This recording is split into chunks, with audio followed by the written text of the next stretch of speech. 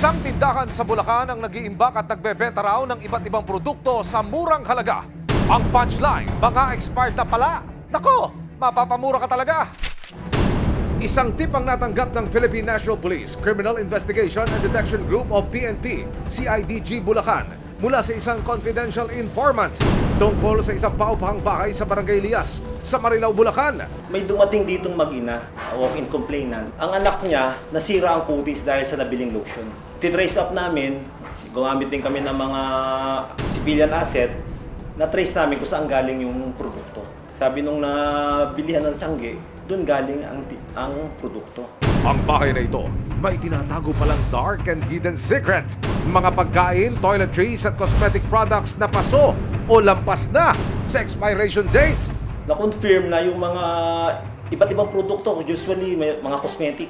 Then nag-test buy kami, nalaman namin na yung mga produkto is dinilinis nila, then tinatanggal yung mga expiration date, tapos binebenta. Dahil sa nakuhang tip, agad na isinagawa ang isang entrapment operation. Sa kuha ng cellphone video ito noong August 8, 2023, makikita ang pagpasok ng tatlong asset sa isang bahay. Ang mga asset, nagpanggap na customer ng seller na si Maxine. Hindi niya tunay na pangalan. Ano to? Baka yung oil yan. Baka ito yung mga makeup. Baka ito yung Makikita sa video na may isang cabinet sa kwarto na puno ng mga gamit pangligo, pabango, lotion, deodorant at iba pa. Meron ding mga pang-makeup. magbenta na sa market. Pagpasok sa bahay, ang mga produktong makikita in different variations and sizes pa. Aba! Makikita rin sa video ang ilang trabahador sa paupahan na naglilinis at nagsasalansan ng mga expired na item. Sobrang busy dito as in. Sosyal! May mga tagapak pa ng orders. Parang nasa grocery lang ah. Ayan, naaligaga na sila. Sobra. Bilis, 100! Plus 100! Okay na, te. Salamat po, te. Positive! Nagpatuloy ang pakikipagnegosasyon ng mga assets sa suspect/seller na si Maxine. Mga kasya lang. Para magbayaran na kami. Hoy!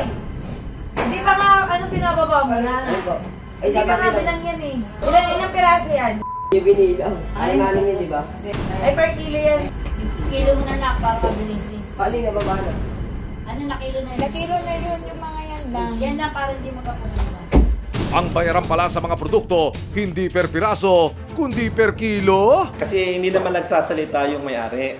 Ang nano namin is yung mga tao nila, yung dalawang ano. Ang sabi, per kilo binebenta, depende sa produkto, 50 to 60 pesos per kilo. Iipon muna natin lang kasi baka mag-charge kayo ng ano. Kailan yung 2020? 5 o 4?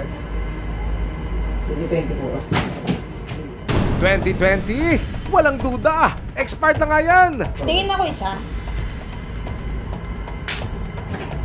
Mga pimple eraser. Ayun yung trending ngayon sa TikTok. Puno na!